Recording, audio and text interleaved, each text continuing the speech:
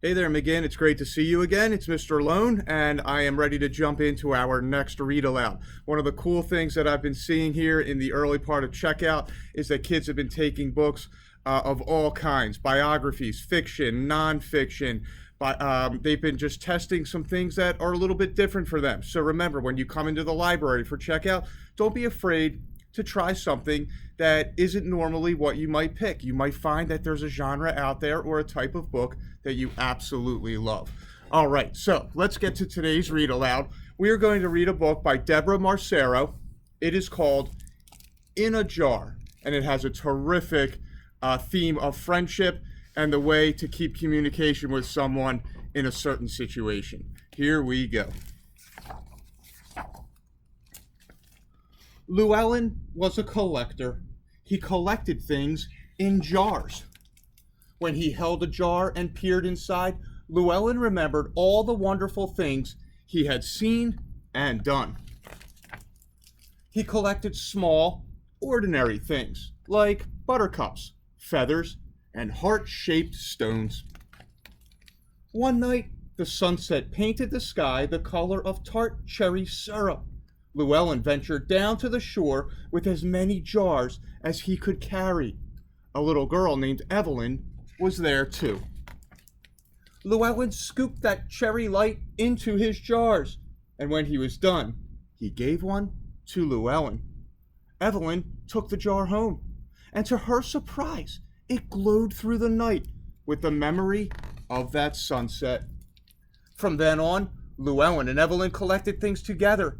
They collected things hard to hold, like rainbows, the sound of the ocean, and the wind just before snow falls. They collected things you might not think would even fit in a jar, but somehow they did. They collected the wonders of winter, the newness of spring, and the long days and shadows of summer. Over time, their jars filled the walls of Llewellyn's house. I'm going to hold this here because you get to see all the things that they collected.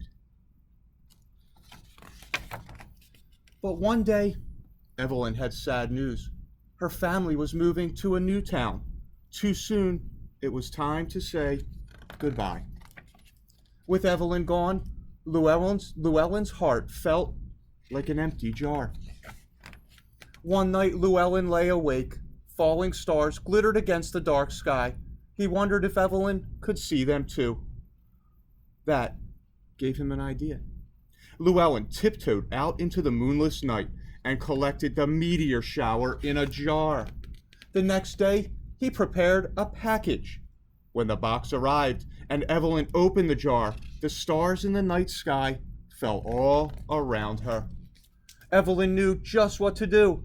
She collected the sounds, the crowds, and the bright night lights of her new home and sent them all to Llewellyn. And so, when the golden leaves of autumn began to fall once again, Llewellyn set out to collect a jarful for Evelyn. A little boy named Max was there too. Luckily, Llewellyn had brought an extra jar. And they obviously struck up a beautiful friendship too.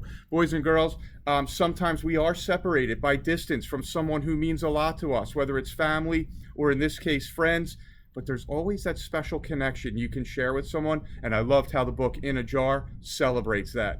Again, we'll be back with one more read aloud to wrap up our week tomorrow. You have an awesome night, and I'll see you soon.